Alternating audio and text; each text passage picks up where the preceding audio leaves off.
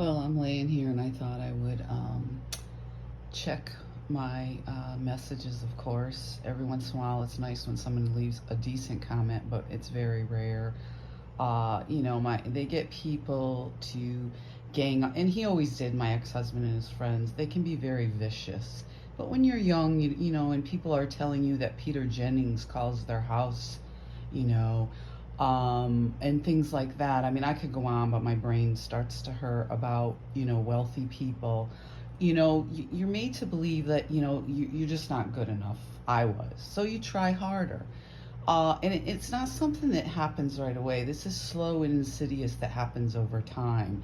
I mean, if you listen to this Andrew Tate, some of his videos, they're horrible, and I can relate. I mean, he's one of these. He'll say all these nice things to up front, and then you go behind the scenes and you start realizing what's going on. So this was the case with these people. I couldn't get a car when I was in my early 20s, but all his friends, they had these Chevy Cavaliers all the girls were getting. So a lot of his friends, my family had gotten one, a couple of family members.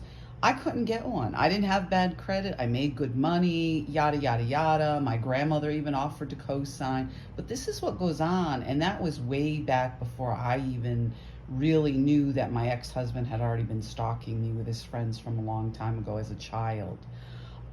So this has been throughout my life. So here I am, 60 years old. It's very difficult to buy a car. I don't know if anybody's ever bought a new car.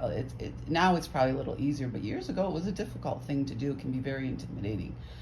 And it was very traumatizing because they took my brand new car. I was living in it with my dog.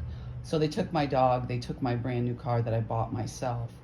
And it was very traumatizing. So here it is all these years later, and I go to buy another car and they do the same thing again. So these people that say just go somewhere else, you can't go somewhere else with these kinds of people because they're going to follow you wherever you go.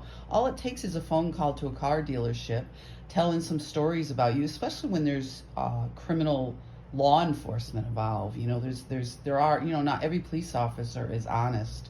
So please be very careful. This is why women don't date cops. You go online, you read about this. They don't date cops, and this is why.